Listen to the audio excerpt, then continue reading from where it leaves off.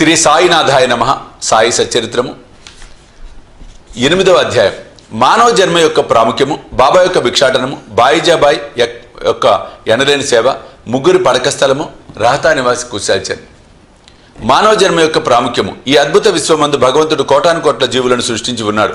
దేవ, యక్ష, గంధర్వాదులు, జంతు కీటాదులు, మనుష్యులు మొదలగు వారిని సృష్టించెను. స్వర్గము, నరకము, భూమి, మహాసముద్రము, ఆకాశమునందు నివసించు జీవకోటి అంతయు సృష్టించెను. వీరిలో ఎవరి పుణ్యం ఎక్కువగునో వారు స్వర్గమునకు పోయి వారి పుణ్యఫలమును అనుభవించిన పిమ్మట త్రోసివేయబడుదురు. ఎవరి పాపం ఎక్కువగునో వారు నరకమునకు పోవుదురు. అచట వారు పాపములకు తగినట్లు బాధలు పొందెదరు. పాప పుణ్యములు సమానమగునప్పుడు భూమిపై మానవులుగా జన్మించి మోక్ష సాధనకై అవకాశము కాంచెదరు. వారి పాపపుణ్యములు నిష్క్రమించినప్పుడు వారికి మోక్షము కలుగును. వేయేలా మోక్షము కాని పుట్టుక కాని వారు చేసిన కర్మలపై ఆధారపడి ఉండును. మానవ శరీరం యొక్క ప్రత్యేక విలువ. జీవకోటి అంతటికీ ఆహారము, నిద్ర, భయము, సంభోగము సామాన్యము. మానవునికి ఇవి కాక మరొక ప్రజ్ఞ కలదు, అదే జ్ఞానము. దీని సహాయముననే మానవుడు భగవత్ సాక్షాత్కారమును పొందగలడు. ఇంకే జన్మయందును దీనికి అవకాశం లేదు. ఈ కారణం చేతనే దేవతలు సైతము మానవ జన్మను ఈర్ష్యతో చూసెదరు. వారు కూడా భూమిపై మానవ జన్మనెత్తి మోక్షము సాధించవలెనని కోరెదరు. కొంతమంది మానవ జన్మము చాలా నీచమైనదనియు, చీము, రక్తము, మలములతో నిండి ఉండుననియు, తుదకు శిథిలమై రోగమునకు మరణమునకు కారణమగునని అనెదరు. కొంతవరకు అది కూడా నిజమే. ఇన్ని లోపములు ఉన్నప్పటికీ మానవునకు జ్ఞానమును సంపాదించే శక్తి కలదు. శరీరం ఉండుట చేతనే మానవుడు తన దేహం యొక్క, జగత్తు యొక్క అనిత్యతత్వమును గ్రహించి ఇంద్రియ సుఖముల పట్ల విరక్తి పొంది నిత్యానిత్య వివేకముతో కడకు భగవత్ సాక్షాత్కారమును పొందుచున్నాడు. శరీరము మలభూయిష్టమైనదనియు, నిరాకరించినచో మోక్షమును సంపాదించు అవకాశము పోగొట్టుకొనిదము. దేహమును ముద్దుగా పెంచి విషయ సుఖములకు మరిగించడం నరకమున పడదము. ఉచిత మార్గమేమనా దేహమును అశ్రద్ధ చేయకూడదు. దానిని లోలత్వముతో పోషించకూడదు. తగు జాగ్రత్త మాత్రమే తీసుకొనవలెను. గుర్రపరవుతూ తన గమ్యస్థానము చేరు వరకు గుర్రమును ఎంత జాగ్రత్తగా చూచుకొనునో అంత జాగ్రత్తగా మాత్రమే తీసుకొనవలెను. ఈ శరీరమును మోక్ష సాధన లేక ఆత్మసాక్షాత్కారం కొరకు వినియోగించవలెను. ఇది జీవుని పరమావధి అయి ఉండవలెను. భగవంతుడు అనేక జీవులను సృష్టించినప్పటికీ అతనికి సంతృష్టి కలగలేదట. ఎందుకనగా భగవంతుని శక్తిని అవేవీ గ్రహించలేకపోయినవి. అందుచేత భగవంతుడు ప్రత్యేకముగా మానవుని సృష్టించెను. వానికి జ్ఞానమనే ప్రత్యేక శక్తినిచ్చెను. మానవుడు భగవంతుని లీలలను, అద్భుత కార్యములను, సేమూషి విజ్ఞానములను చూచి పరవశమొందినప్పుడు భగవంతుడు మిక్కిలి సంతృష్టి చెంది ఆనందించును. అందుచే మానవ జన్మ పొందుట, లభించుట గొప్ప అదృష్టము. బ్రాహ్మణ జన్మ పొందుట అందులో శ్రేష్టము. అన్నిటికంటే గొప్పది సాయిబాబా చరగతి చేయు అవకాశము కలుగుట. మానవుని విద్యుత్ ధర్మము. మానవ జన్మ విలువైనదనియు దానికి ఎప్పటికైనాను మరణము అనివార్యమని గ్రహించి మానవుడు ఎల్లప్పుడూ జాగరూకుడై ఉండి జీవిత పరమావధిని సాధించుటకై ప్రయత్నించవలెను. ఏ మాత్రం అశ్రద్ధ గాని ఆలస్యం కాని చేయరాదు. త్వరలో దానిని సంపాదించుటకు యత్నించవలెను. భార్య చనిపోయిన వాడు రెండో భార్య కొరకు ఎంత ఆతృతపడను, తప్పిపోయిన యువరాజుకై చక్రవర్తి ఎంతగా వెతక యత్నించునో అటులనే విసుగు విరామము లేకుండా రాత్రింబవళ్ళు కృషి చేసి ఆత్మసాక్షాత్కారం సంపాదించవలెను. బద్ధకము, అలసత్వము, కునుకుపాట్లను దూరము నడిచి అహోరాత్రులు ఆత్మయందే ధ్యానము నిలుపవలెను. ఈ మాత్రము చేయలేనిచో మనము పశుప్రాయులము ఆగదుము. తక్షణ కర్తవ్యము. మన ధ్యేయము సత్వరము ఫలించు మార్గమేదన వెంటనే భగవత్ సాక్షాత్కారము పొందిన సద్గురువు వద్దకు వెళ్ళుట. ఆధ్యాత్మిక ఉపన్యాసములు ఎన్ని విన్నప్పటికీ పొందనట్టిది, ఆధ్యాత్మిక గ్రంథములు ఎన్ని చదివినప్పటికీ తెలియనట్టిదగు ఆత్మసాక్షాత్కారము సద్గురువుల సాంగత్యముచే సులభముగా పొందవచ్చును. నక్షత్రములన్నీ కలిసి ఇవ్వలేని వెలుతురును సూర్యుడు ఎట్లిచ్చుచున్నాడో అట్లనే ఆధ్యాత్మిక ఉపన్యాసములు, గ్రంథములు ఇవ్వలేని జ్ఞానమును సద్గురువు విప్పి చెప్పగలడు. వారి చర్యలు సామాన్య సంభాషణలే మనకు మౌన ప్రబోధములు. శాంతి, క్షమ, వైరాగ్యము, దానము, ధర్మము, మనోదేహములను స్వాధీనమందించుకొనుట, అహంకారము లేకుండుట మొదలగు శుభ లక్షణములను వారి ఆచరణలో చూచి భక్తులు నేర్చుకొందురు. వారి పావన చరితములు భక్తుల మనములకు ప్రబోధము కలుగజేసి వారిని పారమార్థికముగా ఉద్ధరించును. సాయిబాబా అట్టి మహాపురుషుడు సద్గురు. బాబా సామాన్య ఫకీర్ వలె సంచరించుచున్నప్పటికీ వారెప్పుడును ఆత్మానుసంధానమునందే నిమగ్నులై ఉండిరి. దైవ భక్తి గల పవిత్ర హృదయములు వారికి సదా ప్రీతిపాత్రములు. వారు సుఖములకు పొంగరు, కష్టముల వలన కృంగిపోరు.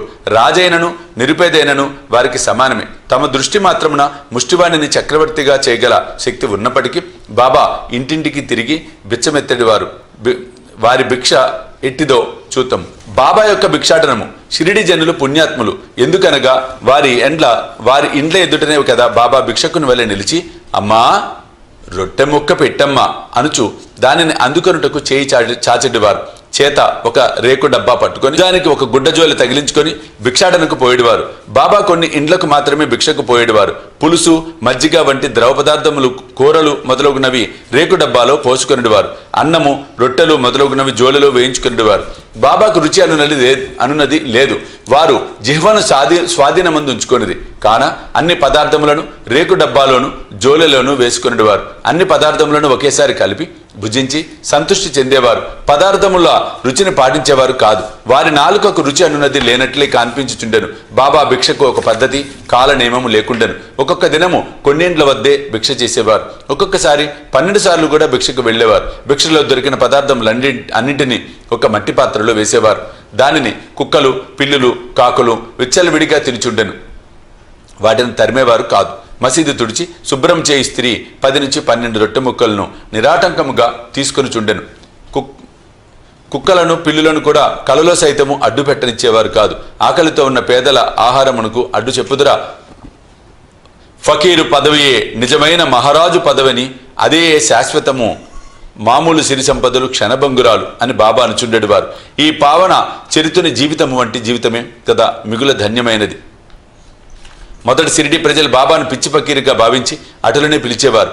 భోజనోపాధికే, రొట్టె ముక్కలకే గ్రామంలో భిక్షనెత్తి పొట్టపోసుకున్నాడు పేద ఫకీర్ను పేద ఫకీర్ అన్నా ఎవరికి గౌరవం ఉండేది కాదు. కానీ ఈ ఫకీర్ పరమ విశాల హృదయుడు, ఉదారుడు, ధనాపేక్ష లేశమాత్రం లేని నిరాసక్తుడు. బాహ్య దృష్టికి వారు చంచలునుగాను స్థిరత్వం లేనివారుగాను కనిపించినను వారిలోన స్థిరచిత్తులు, వారి చర్యలు అంతుబట్టనివి. ఆ కుగ్రామంలో కూడా బాబాను ఒక గొప్ప మహాత్మునిగా గుర్తించి సేవించిన ధన్యజీవులు కొద్దిమంది కలరు. అట్టివారిలో ఒకరి వృత్తాంతం ఇక్కడ చెప్పబోచున్నాను. బాయిజబాయి యొక్క అనలేని సేవ. తాత్యా కొత్తపాటిల్ తల్లి పేరు బాయిజబాయి. ఆమె ప్రతిరోజు మధ్యాహ్నం తలపై ఒక గంపలో రొట్టె కూర పెట్టుకొని సమీపమునున్న చిట్టడవిలో ముండ్ల పొదలు లెక్క చేయక క్రోసుల దూరము నడిచి ఆత్మధ్యానంలో నిశ్చలముగా ఎక్కడో కూర్చొని ఉన్న బాబాను వెతికి పట్టుకొని భోజనము పెట్టుచుండెను. బాబాకు సాష్టాంగ నమస్కారం చేసి వారి ఎదుట విస్తరి వేసి తాను తెచ్చిన రొట్టె కూర మొదలగు భోజన పదార్థములను వడ్డించి కొసరి వాటిని బాబాచే తినిపించుచుండెను. భక్తి విశ్వాసములు అద్భుతమైనవి. ఎనలేని ఆమె సేవను బాబా చివరి వరకు మరవలేదు. ఆమె సేవకు తగినట్లుగా ఆమె పుత్రుడగు తాత్యాకు పాటిల్ను ఎంతో ఆదరించి ఉద్ధరించెను. ఆ తల్లి కొడుకులకు బాబా సాక్షాత్ భగవంతుడనే విశ్వాసం ఉండను. కొన్ని సంవత్సరముల తదుపరి బాబా అడవులకు పోవుటకు మాని మసీదులోనే కూర్చుండి భోజనం చేయసాగిరి. అప్పటి నుండి పొలములో తిరిగి బాబాను వెతికి పట్టుకొను శ్రమ బాయిజాబాయికి తప్పినది. ముగ్గురి పడక స్థలము. ఎవరు హృదయమందు సదా వాసుదేవుడు వసించుచుండునో అట్టి మహాత్ములు ధన్యులు. అట్టి మహాత్ముల సాంగత్యం లభించిన భక్తులు గొప్ప అదృష్టవంతులు. తాత్యా కొత్తే పాటిల్, మహల్సాపతి ఇద్దరు అట్టి అదృష్టశాలురు. బాబా వారిరువురిని సమానంగా ప్రేమించేవారు. బాబా వారిరువురితో కలిసి మసీదులో తమ తలలను తూర్పు, పడమర, ఉత్తరముల వైపు చేసి మధ్యలో ఒకరి కాళ్ళు ఒకరికి తగులునట్లుగా పడుకునేవారు. పక్కలు పరుచుకొని వానిపై చెతికిలబడి సగం రేయి వరకు ఏవేవో సంగతులు ముచ్చటించుకునేవారు. అందులో ఎవరైనాను నిద్ర వచ్చుచున్నట్లుగా కనిపించినా తక్కిన వారు మేలుకొల్పుచుండేవారు.